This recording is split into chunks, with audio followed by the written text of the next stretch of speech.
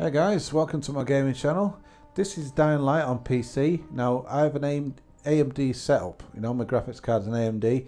I'm not going to go into exactly what it is because you can see that all the information you require in the description. I can't remember what the bastard's called to be honest. I bought a gaming PC last year by watching Jack Fraggs' gaming channel.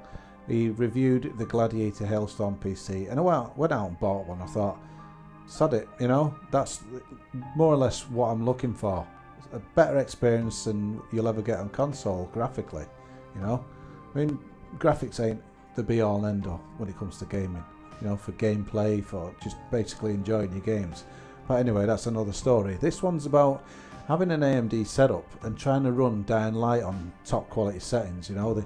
As you can see, full screen. Now I turn that off because I'd rather not have that on. I'm not bothered about the odd bit of screen tearing. It doesn't really detract from my visual enjoyment of the game at all. Purist it might do, but it doesn't for me. Texture quality high, that won't go any higher. That won't go any higher. That won't go any higher. I'll keep that to 0. Ambient occlusion, I'll keep that on. And now if I turn that on, I don't know about every time, but every last 3 times I've turned that on, the whole screen's gone blank and I've had to restart my computer. Now, I think it's something to do with the fact that it's AMD. I could be wrong on that one, but that's what happens on my PC anyway. Everything's on, you know, it's all maxed out. Now, as you can see on this home screen, I'm getting 57 frames a second. I'm using mirrorless action to get set a frame count, and I'm actually using AMD's Gaming Evolved Raptor software to record the video. Right, it's being recorded at 25 megabytes a second, which is more than enough, and it records the best. It records better. Well, I don't know if it records better than mirrorless, but at least with AMD's Raptor, you don't get no hit in the performance, which is what you're looking for. So let's have a look at the game itself. This is what 1.5, the patch I've just downloaded, makes it look like, because before it was running like a bag of shit. It was like 15, 20 frames a second if I maxed it out like I'm doing now, but have a look at it now. Let's continue where I left off. First antenna you know, setting off these you know, these radio towers for rise. Jesus. The first one you struggled climbing the bastard, and it was to no avail in the end. You know, you find it's not even working, so you have to go to the next one. Look at that frame count there, that's ridiculous. Well, let's have a look at the way it looks. How's that? That's with everything on. Let's see what's in this box.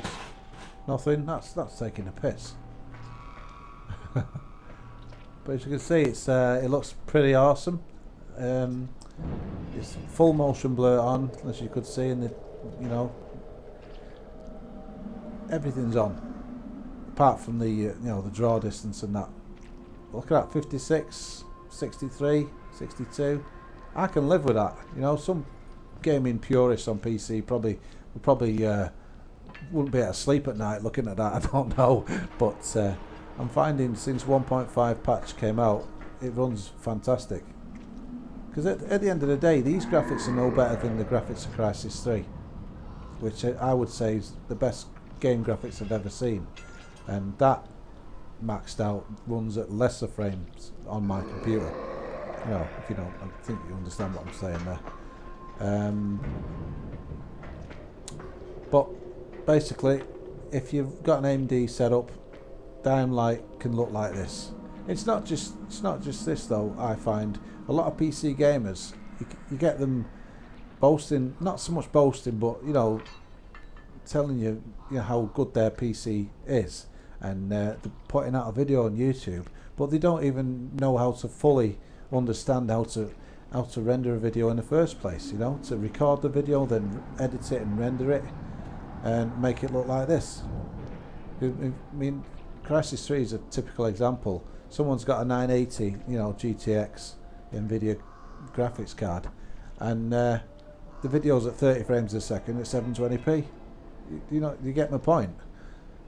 You know, if you record a video, if it runs at a certain frame rate, you've got to record it, you know, accordingly. And then if you're going to render it, never render something that, say that something was, the game plays at 30 frames a second, especially from console. Why render it and record it at 60 frames a second? You're just wasting your time. You're not get 60 frames a second as a smoothness and a look to it, as you can see here, that you just don't get with 30 frames a second. You know, it looks more live, if you know what I mean, whereas 30 frames a second is more cinematic. Good if you're doing a cinematic video, but anyway, it runs really nice. It looks really great.